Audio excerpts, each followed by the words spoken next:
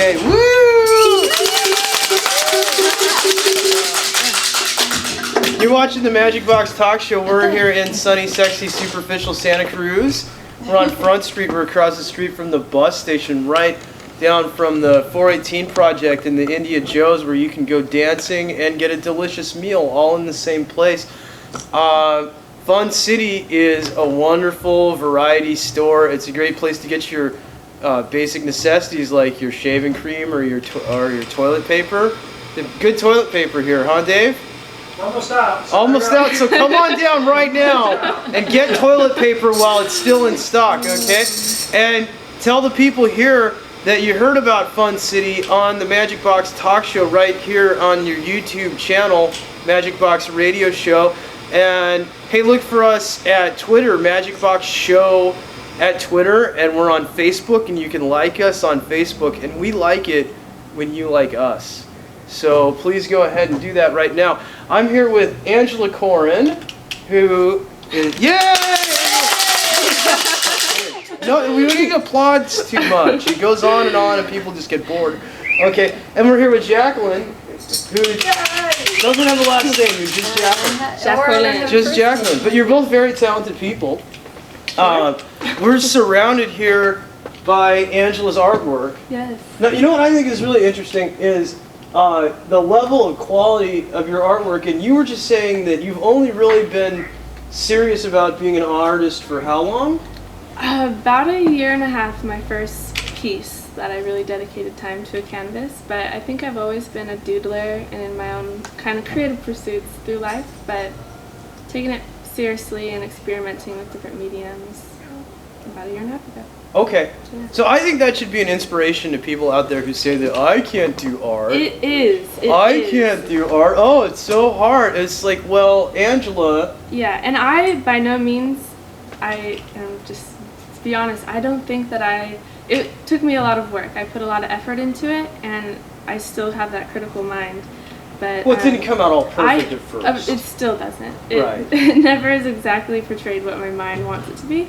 But I don't consider myself talented. It just. See, I think you're very talented, and I think that happens with artists that when we're making art, want to make it so good that we get this really idealized image in our mind of what we want it to be, and then there's a translation factor of actually being able to use your hands to get that image out on the page. And what I've noticed is that I'll look at one of my paintings, and all I can see is like, oh, I need to fix that part, and maybe that part's not so good. I'll show it to other people, and they say, wow, that looks great. And I want to say, like, are you kidding? Do you see this part? What about that? And all the little things that are quote-unquote flaws because of the perfectionism of trying to get the art as good as possible when you're making it. But it's one of those things, like, if you don't point out that the flaw is there, nobody would even notice it. Yeah. I agree. And it's not even good. It's just in my mind I see this image and I have these visions and I want them to be projected onto a canvas seamlessly. And it's deciding what mediums can create that, what techniques, and still it's just to have that instant, to describe it clearly. She's talking as an artist. Right? She may not have the years of physical experience, but her brain and her mind and her spirit is an artist. I see what you mean. I see what you mean. Absolutely. So, let's talk about some of your artwork here. What's a piece here that you're especially proud of, that you like how it turned out? I'm pretty proud with this one, but I think I will eventually add more to the mandala type piece. Oh, actually, I really like this one, how it turned out. That one's pretty interesting with sort of the DNA strands there. Yeah. It's more progressing towards the vision that I try to capture. Kind of try to capture movement. I like when my art shows movement, not just a still image, as like my earlier ones. That's what I used to do acrylic, mainly do acrylic painting. Okay. And I just noticed that it looks so flat, so it's like that's acrylic. And so I just mess around with different mediums, and watercolor allows me to have that more controlled chaos, because it kind of flows and does its own thing, you know? So it shows the movement, Mhm. more movement than just plain acrylic paint.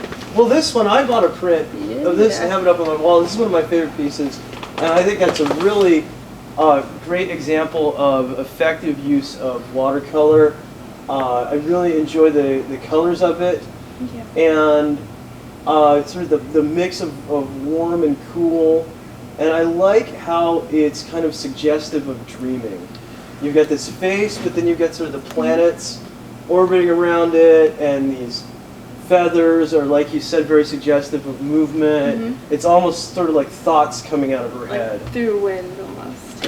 Right. Mm-hmm. Through, yeah. Yeah. That's a really interesting thing about modern Western cultures. We have this idea now that the artist is the author of the work, and that in ancient cultures they would like pray to the muse. Yes.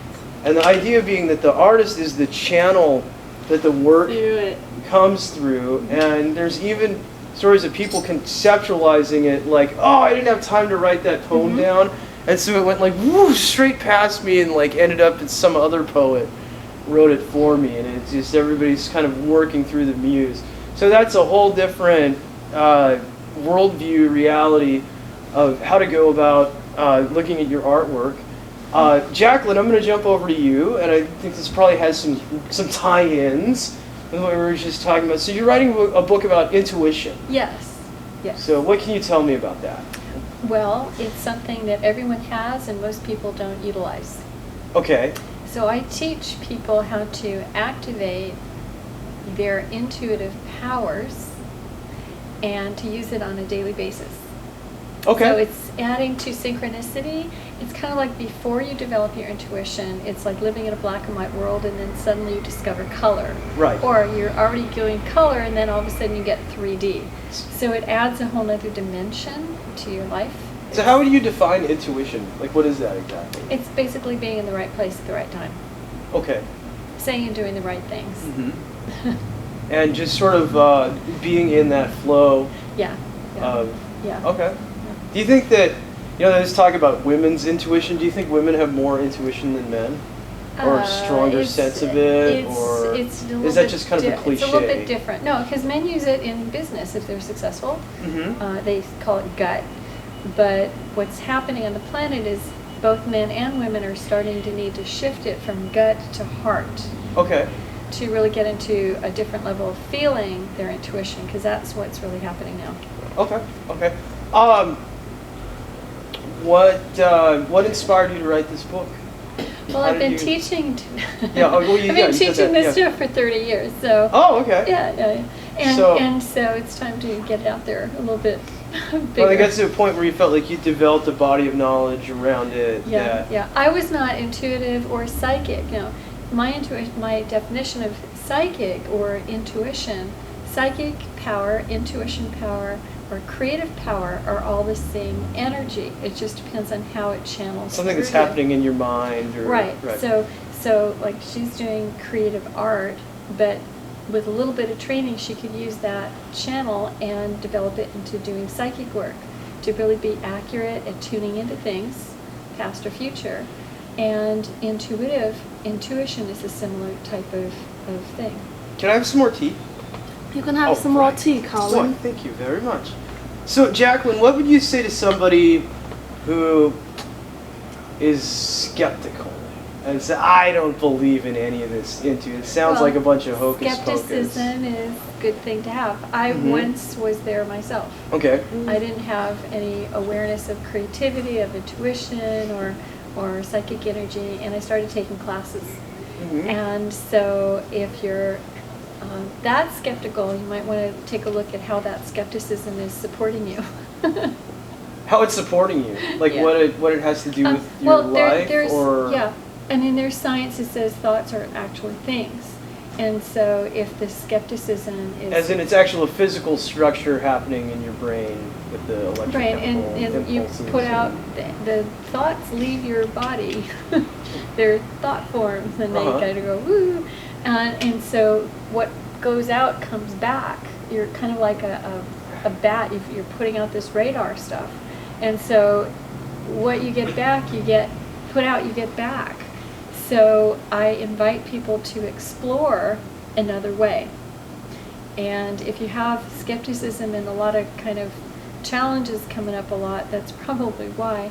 When the skepticism shifts to more optimism, different kind of flow starts to Do you think happen. that there's maybe a healthy balance Oh, between those? Like it's I good think- to retain your skepticism, but to some degree, not yeah. to the point that you're closed-minded. Right, to be, to be open and also to challenge or question something, not just taking something verbatim just because like a guru or somebody says something. It's like, no, challenge it, ask questions, ask yourself, how does it feel? Get in touch. But with intuition, too many people second guess themselves. They don't pay attention. Or they don't have the courage to follow through on their intuition. Mm-hmm. And it could be life or death. Mm-hmm. There's stories like Oprah. I had, after 9/11, the guy who, she had this man on his show, and he said, I was the one that checked in the last guy of the bombers. And he said, I was downstairs and I had his ticket and I knew there was something weird and wrong about this guy. And I knew... Because he was one of the hijackers. Yeah, he was one of the 9/11. hijackers. Okay. And this man on Oprah had to check him in, had his ticket. Got a weird feeling. He got a very weird feeling. Right. And he said, I knew something was wrong, and I said, here's this part, when you go to the gate, check in the rest of the way. And the hijacker said, no, you're supposed to do this. And he goes, no, they've changed the rules, and these are the rules, and you need to check in, hoping that somebody else would stop him or something would happen. So he did get checked in, he did hijack the plane, blah, blah, blah. And what happened was, he said the woman that did the second part of the ticket, right after the hijacking happened, like a couple days later, she committed suicide. Wow. Yeah. Wow. And then That's- he's feeling bad. That's intense, yeah. It is intense. Right. And you have story after story of people that had dreams that they were intuitive, they didn't follow, or sometimes they did follow.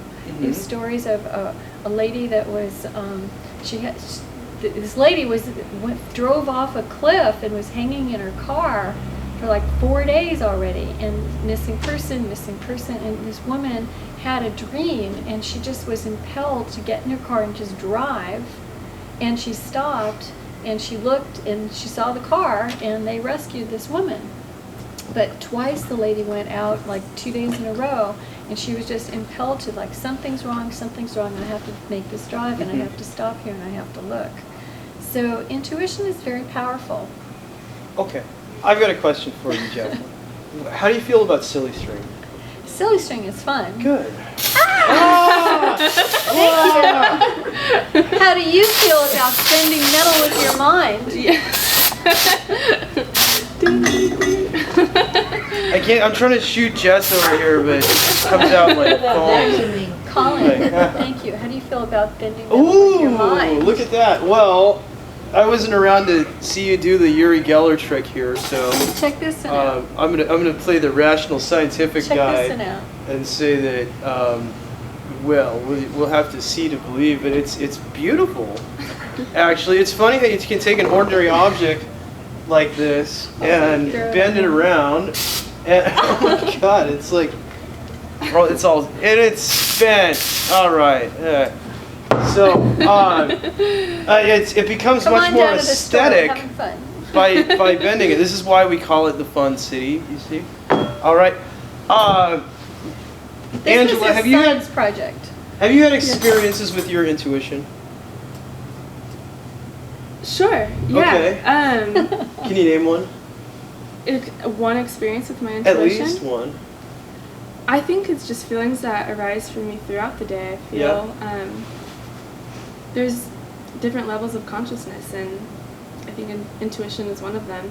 And sometimes they surface to my rational mind or my acting mind. Mm-hmm. But I don't know. I can't think of one in particular. That's fun. I kind of sprung that on you. Yeah. What about my favorite animal? I want that. You want that question? That's a good question. We like the what's. Angela, what's your favorite animal? Right now. Right now? My favorite animal is a star-nosed mole. You got those little. You know. Those little things on the end of their nose, Yeah, right? Yeah, they look like aliens. They're phenomenal, and they're incredible animals right now. They're my favorite, yeah. Okay. And right back at you, yours? Oh, me? Let's see. I have a few favorite animals, so I'll cycle through and see what my favorite one right now is the elephant. Okay. Because they have a very sense of wisdom to them. That I think in a lot of ways the wisdom of the elephant is more highly developed than the kind of linguistic, technical wisdom of the human being. So there's a sense of compassion, I think, from elephants. I mean, they're, yeah. I think they even hold funerals in a way, like a ceremony. Do you know when another elephant dies? Yeah. Do you know that there was a tidal wave on Asia, on the islands or something, and there were sets of 3 waves that came in like 2 miles and came out, and in between the first and the second set and the second and third set, these elephants came from the hills and came down, and they picked up children and they took them to safety. Oh, and saved them from the tidal, because they could feel the vibrations they knew ahead of time. Yeah, they were probably being intuitive. Well, did you know this, that elephants can hear with their feet, and they can feel the vibrations of other approaching animals with their feet?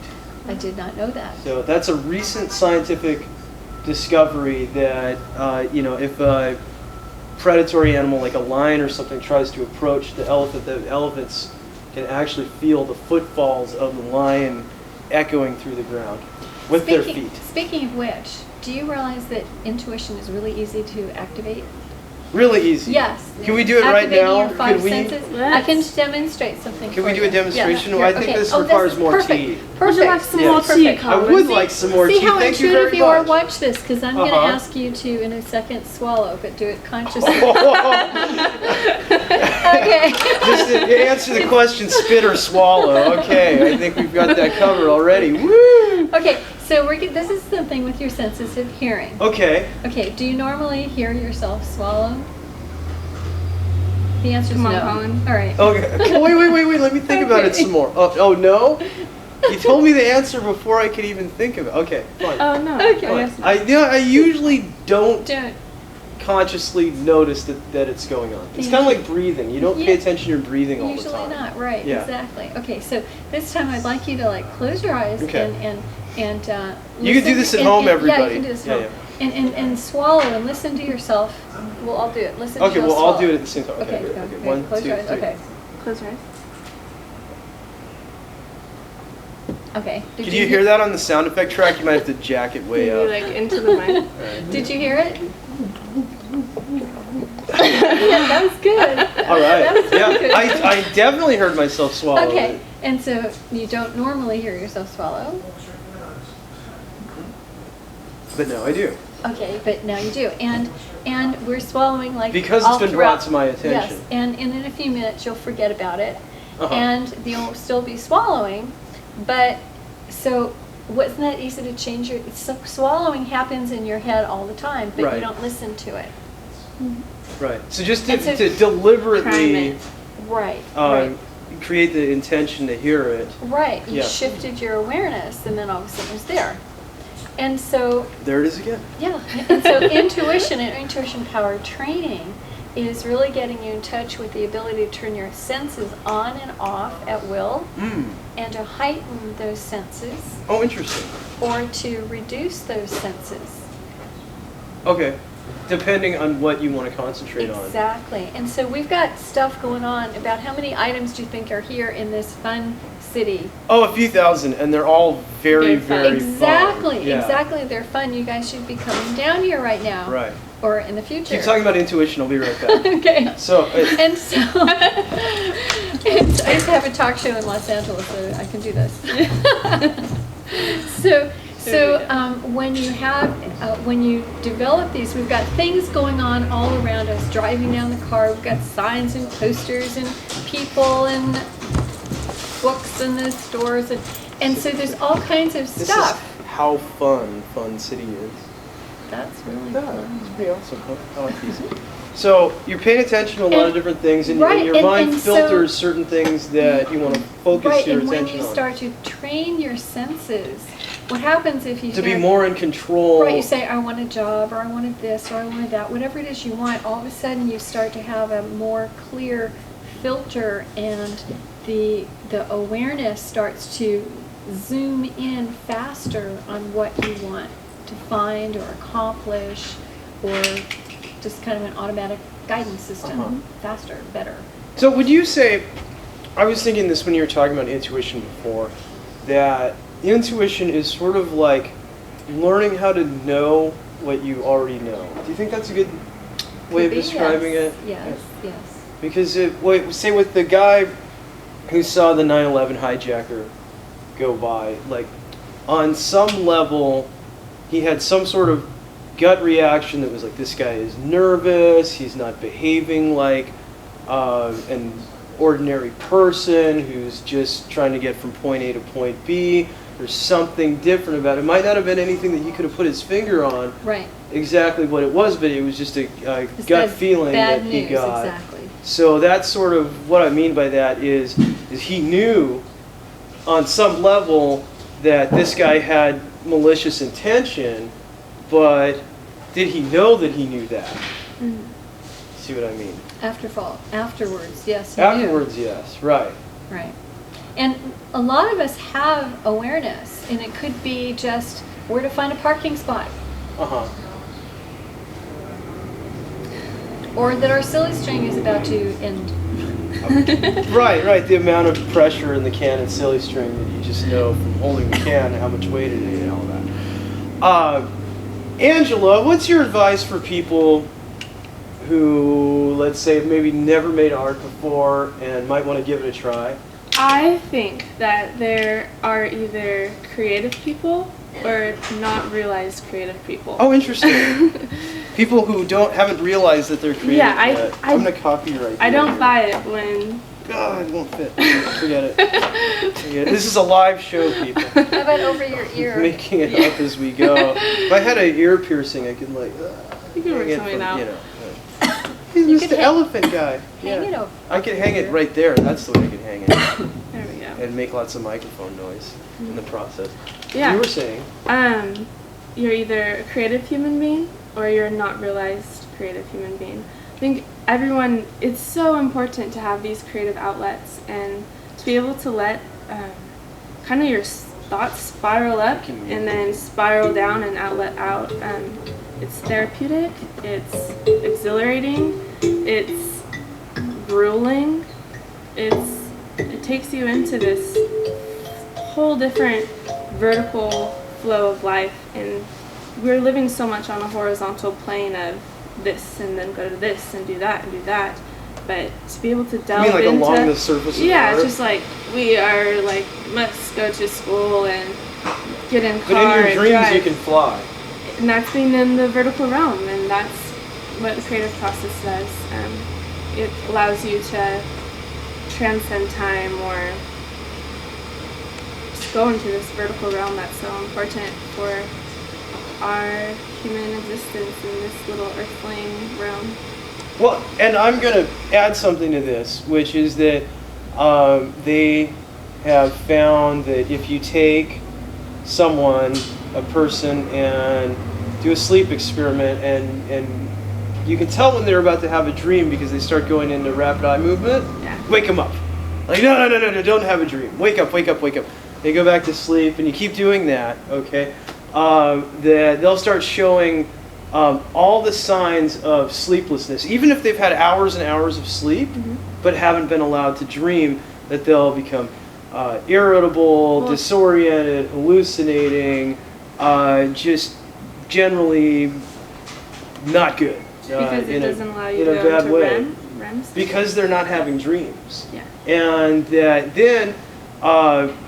then you do that for a while, and you let them go back to sleep and actually let them have a full night of sleep and have dreams, of 35% more dreams on the night that they go back to having dreams, okay, to sort of compensate. Also, the amount of time that they're asleep before you have to wake them up to prevent them from having dreams gets shorter and shorter and shorter. The less dreams you have, it's more the dreams kind of start to want to force their way in. And what I think is interesting about that is that it goes to show that dreaming is a biological function of who we are, and dreams in a lot of ways are sort of the prototype for artistic creativity.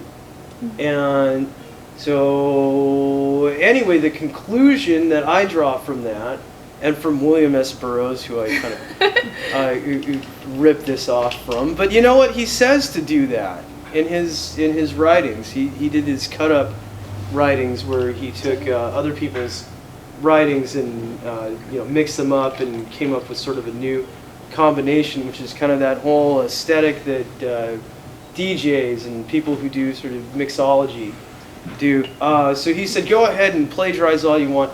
The conclusion that he draws, and I agree with him, is that artwork and artistic expression, artistic creativity is completely required for our continuing survival as a species of people. It's not sort of this frilly thing that we do off on the side here, and then we get back to the business of like serious work of building our civilization or something like that. Like artistic creativity is absolutely central and integral to who we are. However, we've with got a caveat, we've got creativity, which is also intuition and psychic energy. Creativity is drilled out of us from early on, and here's one way. You're given a little thing, what do you call it, to draw?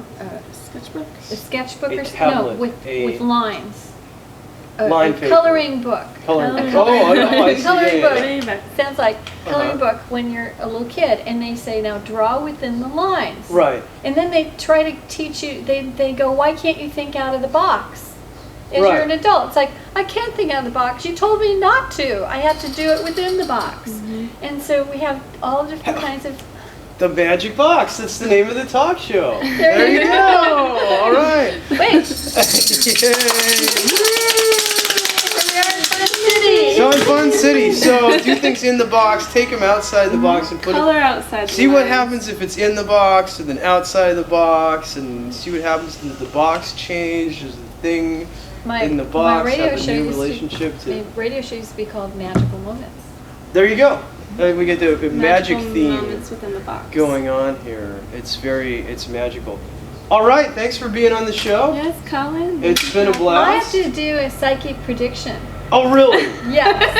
Oh, wow. There's a prophecy about to happen. No, folks. yes. And this one over here is going to grow up more.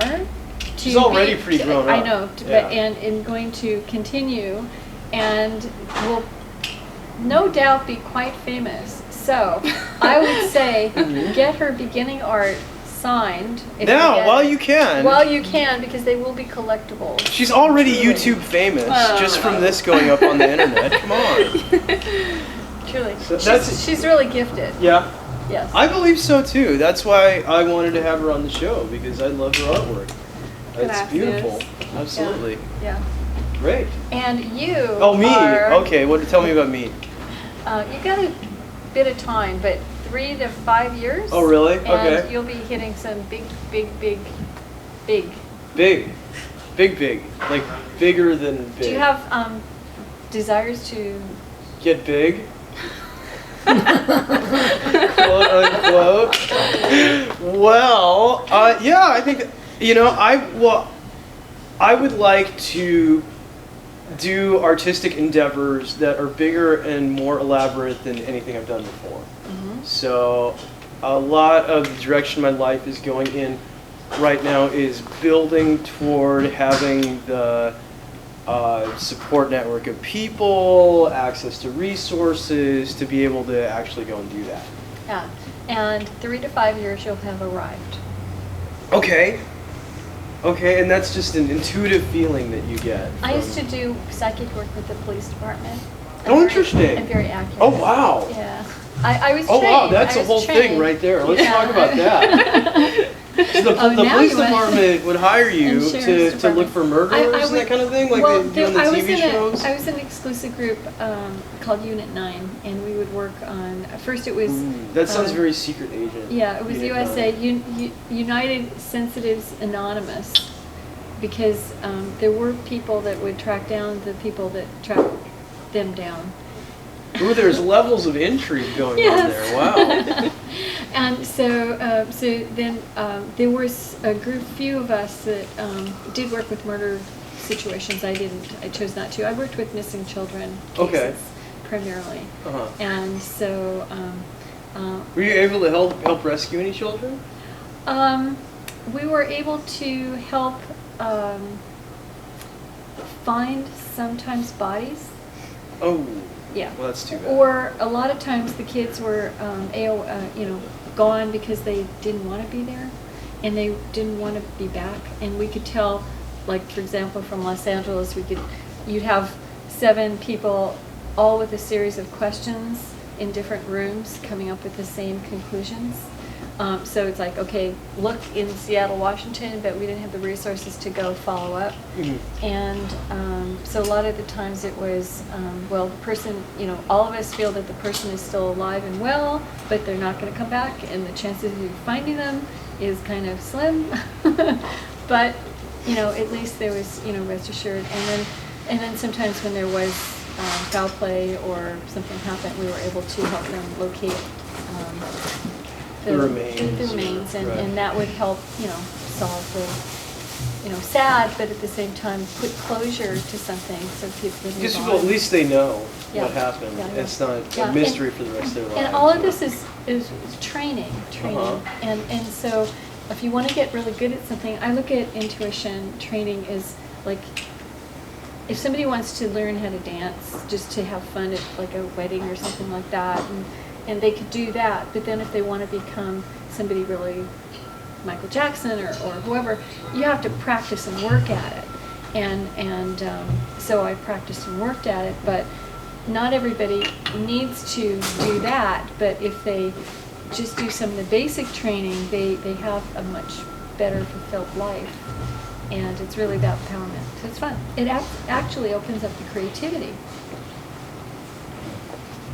Okay. That's it. Yeah, that makes sense. No, it's very interesting. I mean, I've had.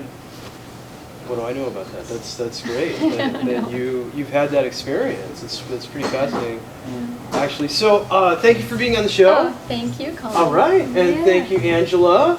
And I'm gonna make okay. So I'm gonna make my own prediction, which is that you think she's gonna be big, and you think I've got something in the works. the mid-range future.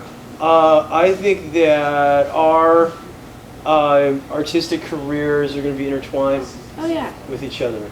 Yeah, Mm-hmm. that's Yeah. yeah. Because I've already got you pegged to hire for the special effects house. Yeah. Yeah, totally. She's gonna be the art director for the film. So yeah, Smart man. totally. All right, all right. Thanks for watching the Magic Box. Come to Fun City on Front Street in Santa Cruz, and tell them you heard about it on the Magic Box, and buy some toilet paper or some purses. Or hey, what are you guys looking at back there? What are you looking at back there? I'm looking at giant bumpy balloons. Giant bumpy balloons. You can get right here There's at hardware. Fun City. Nowhere else. Hardware stuff. Yes. Yeah. Feather boas. Well, that's what's so great about this store is It's the like- variety of there's goofy umbrellas. stuff. There's There's Mexican There's- hats. things that you absolutely There's need. ski There's jackets. that's a book you got there. German review. German review. There you go. I Or mean, come on. recyclable bags. That's right. You can get toys here. Sunglasses. You can get food here. Canned Yes. food, That's awesome. beans and rice, all kinds of stuff. So you can get a crossbow here, or a pretty nice crossbow looks like. And so come on down, spend your money, and tell them you heard about the show. And thanks for being on. All right, woo, we're out of here.